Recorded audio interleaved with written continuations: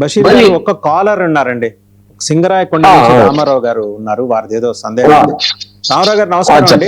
రామారావు గారు ముందర సబ్మిషన్ మీరు మాట్లాడి, మీ చుట్టుపక్కల డిస్టర్బెన్స్ లేకుండా చూసుకుని మాట్లాడుతున్నాను. రైట్, రామారావు గారు మాట్లాడండి. హలో, లాయర్ గారండి మాట్లాడుతున్నారు. చెప్పండి, మాట్లాడుతున్నాను, చెప్పండి రామారావు గారు. మాది సింగరాయకొండ అండి. మాది చెప్పండి. మా ఊళ్ళో మా చెరువులు ఉన్నాయండి. ఆ చెరువుల్ని కొంతమంది ఆక్రమించుకొని అక్కడ ఇల్లు అవి కట్టేస్తున్నారండి. ఈ చెరువులు మీ చెరువులు అంటే ప్రైవేట్ చెరువులా లేకుంటే గవర్నమెంట్ చెరువులు అండి? ఇది అందరికీ ఉపయోగపడేదండి, గవర్నమెంట్ చెరువులే అయ్యి. దీని ద్వారా పంట పొలాలకి నీళ్లు వస్తాయి, తర్వాత మంచి నీళ్లు కూడా వాడుతుంటామండి చెరువులు. ఓకే ఓకే, అర్థమైంది. వాస్తవంగా వాసుదేవన్ గారు, చెరువులకు గురించి అలానే ప్రజా ప్రయోజనాలకు ఉపయోగపడే చెరువులు కానివ్వండి, బావులు కానివ్వండి, కాలువలు, సీ బెడ్, రివర్ బెడ్, రివలెట్స్ అంటే ఈ ఏర్లు, వీటికి సంబంధించి వాగులు వంకలు వీటికి సంబంధించి గతంలో సుప్రీంకోర్టు అద్భుతమైన తీర్పులు ఇచ్చి ఉంది. ఈ తీర్పులు ఏంటంటే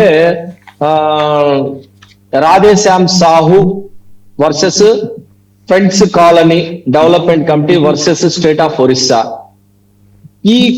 ఈ కేసులో సుప్రీంకోర్టు ఏం తేల్చిందంటే, వాగులు వంకలు సహజ సిద్ధంగా ఉండే పచ్చిక బయలు, ఈ పచ్చిక బయలులో ఏంటంటే ఈ గతంలో గ్రామాల్లో పచ్చిక బయళ్ళు ఉండేవి. ఇవి బీడును వదిలేసేవాళ్ళు ఆ పశువులు అవి తినడం కోసం.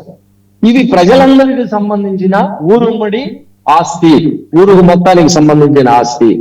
వీటి మీద ప్రతి ఒక్కరికి కూడా హక్కు ఉంటుంది. వీటి మీద మున్సిపాలిటీకి కానీ పంచాయతీకి కానీ లేదా ప్రభుత్వానికి హక్కు ఉంటుంది. దీనిని ఎవరైనా ఆక్రమించినా లేదా దానిని ఏదైనా మార్చాలని ప్రయత్నించినా వారికి ప్రాపర్ ప్రొసీజర్ ని ఫాలో అయ్యి నోటీసులు ఇవ్వడం ద్వారా, ఆక్రమించిన వారు చెప్పే మాట వినటం ద్వారా వాటన్నిటిని కూడా తక్షణమే తొలగించాలి అని ఒక స్పష్టమైన తీర్పు గతంలో ఇచ్చింది. ఈ తీర్పు మీద ఆధారపడి ఆంధ్రప్రదేశ్ హైకోర్టు, అవిభాజ్య ఆంధ్రప్రదేశ్ హైకోర్టు కానివ్వండి, ప్రస్తుతం హైకోర్టు కానీ, తెలంగాణ హైకోర్టు కానీ లెక్కలేనని తీర్పులు ఇచ్చున్నాయి.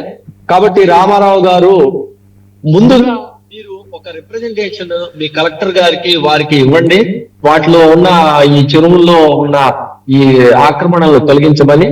వారు కనుక తొలగించకపోతే మీరు హైకోర్టులో పబ్లిక్ ఇంట్రెస్ట్ లిటిగేషన్ వేయడం ద్వారా ఈ చెరువుల్ని రక్షించవచ్చు. మిమ్మల్ని చెరువు గురించి ఆలోచిస్తున్నారు కాబట్టి మిమ్మల్ని అభినందిస్తున్నాను. ఖచ్చితంగా అంతేగా, వాటర్ బాడీస్ ని కోల్పోవటం వల్ల వచ్చే ఉపద్రవాలు మనం చూస్తున్నాం. వాటర్ బాడీస్ మధ్యలో తీసుకొచ్చి కట్టేస్తున్నారండి హైదరాబాద్ లాంటి చోట్లయితే.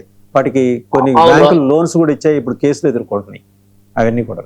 ఇప్పుడు హైడ్రా అంత దూకుడుగా పనిచేస్తుందంటే కారణం ఏంటంటే, ఆ జడ్జిమెంట్స్ ని అమలు పరచడం ద్వారానే దూకుడుగా పనిచేస్తుంది. వాస్తవంగా సుప్రీంకోర్టు, హైకోర్టు మంచి మంచి తీర్పులు ఇస్తూ ఉంటాయి. ఆ తీర్పుల్ని కనుక ఉన్నది ఉన్నట్టుగా ఆ స్ఫూర్తి ప్రకారంగా కనుక అధికారులు, రాజకీయ నాయకులు వాటిని అమలు పరుస్తే భారతదేశంలో రూల్ ఆఫ్ లా చాలా బాగుంటుంది.